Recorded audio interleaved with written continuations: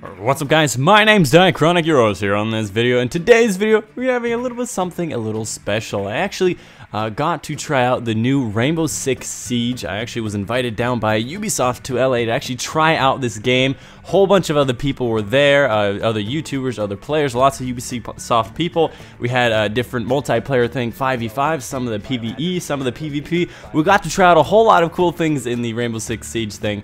And this game is definitely appeal to me in many different ways I wanted to talk about in this video. So starting off, Rainbow Six Siege is very similar to its previous predecessor, the Rainbow Six Vegas and all that stuff. Basically a tactical shooter, where it's a first-person shooter. You have different tactics, you have different equipment that will be able to get you through certain areas, like heartbeat sensors, like barbed wire, riot shields, breach explosives, kind of things, where you basically are this team where you band together and try to break into certain rooms, secure areas, defuse bombs, arm bombs, depending on which side you're on, and it's actually a very tactical game. Communication with your teammates are key, and what I found to be the most enjoyable part is just the communication between you, your teams, and the competitive nature between you and the enemy was just extremely important and very intense. You basically had to call out people, different sides, time your entry, make holes in their thing. We would like blow up holes in the ceiling, blow the holes in the door. It was a really fun time, and I really enjoyed it. And again, thank you to Ubisoft for having me out.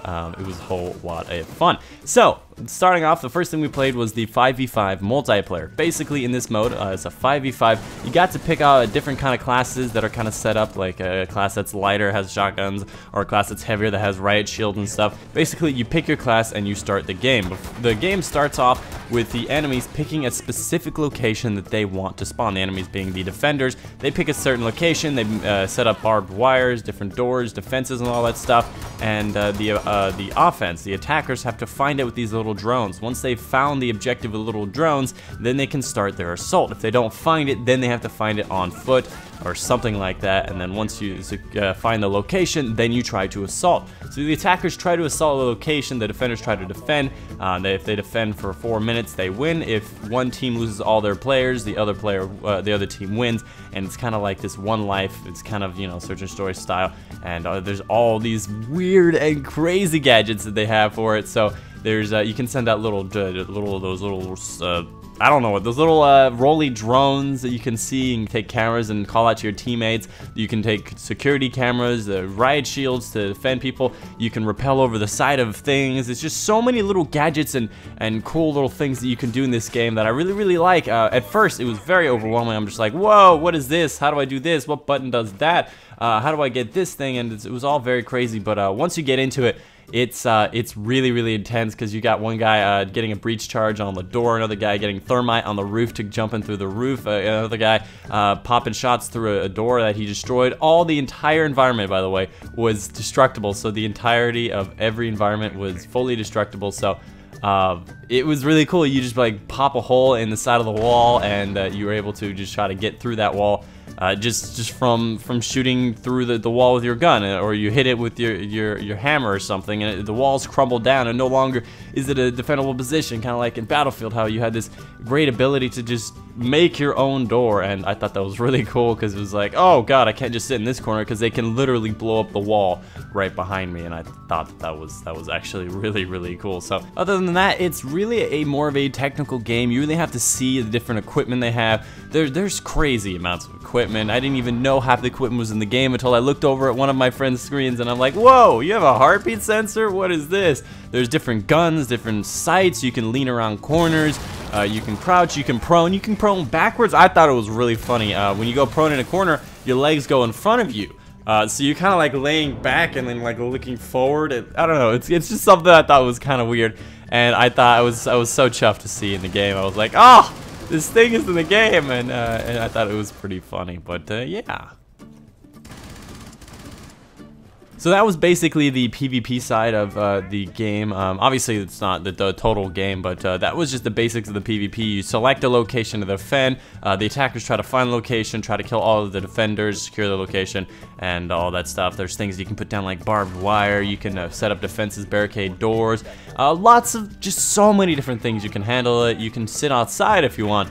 and I think it's pretty cool. But moving on to the PvE, there's actually a PvE, basically a similar type of thing, except for you're going to be facing a bunch of AIs. There's going to be waves of enemies. We were playing on normal, so we had a team of 5 versus a bunch of enemies. I think there was more than 5 enemies at a time, but they did respawn and come back and forth and all that stuff. So it definitely wasn't like a real easy like 5 guys, and they were just kind of easily destroyed. But so the idea was the same, except for this time you were the guys who actually were going out and you were finding their objectives. So the AIs were defending, you were the attackers. I think you had to go out and defuse bombs, either that or arm bombs. I'm not too sure, because sometimes I was just trying to figure out what the hell was going on, and I just knew that I needed to get to objective, activate the objective, defend the area, and then move on to another objective. So in the PvE, I found it was actually quite easy. We were playing only on normal, then we played on hard. It really wasn't that difficult of a thing, but you only had 1 life, which was intense. So when you started dying off, it got pretty intense. Again, you had all these gadgets, all these things you could do, these things you could pull out, and I thought it was quite enjoyable. But again, I thought it was a little too easy. And the enemies were very, very predictable. This is not just me boasting about their abilities and their game and all that stuff. I was relatively disappointed by how the enemies were very predictable. They didn't have a great amount of AI. They were just standard enemies. When they saw, as soon as you came around the corner, they would know you're there. They would not act as if they were human, and that is something I would definitely recommend to these guys if they were trying to improve their game, is just make the AI dumb, but make them human, which is in effect kind of the same thing. But anyways, that is pretty much the PvE. There's really not much more to it. I really liked where one of my buddies started eating a sandwich halfway through. He's just like, you just were playing, and then we just hear crunching. He's like, I'm just eating a sandwich, don't worry about it. And we were having a great fun time. I'm not too sure, we did do face cam and voice record and all that stuff. I'm not too sure if it actually picked up my voice, because I realized at the end that apparently they couldn't hear me the whole time, and I thought they were just being rude the whole time, just not letting me speak. But I guess that's that's the thing. But yeah, overall I had a great time in this Rainbow Six Siege event. I got to meet some pretty cool people. There was the Battlefield Friends team was there. I just barely missed them, but I saw them, and I realized after, when the guy showed me, like, yeah, it was Neves and all that stuff.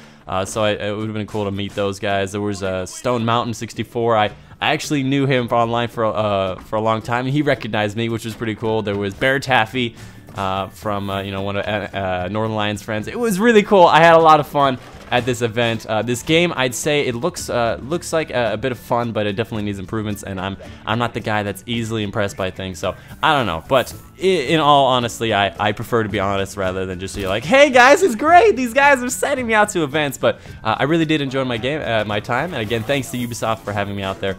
I had a lot of fun and all that who's and what's it. But anyways, that's it for you guys today. Let me know if you want to see more gameplay of the Rainbow Six Siege. I can figure out how to get some more gameplay, maybe do some commentaries on it, and we'll see if the face cam and the voice was recorded. If that's recorded, I'll make some funny moments out of it maybe, and I'll let you guys know how that goes. But anyways, that's the video for you guys today. Hope you guys did enjoy. My name has been Chronic, and I will see you pretty people on the next one.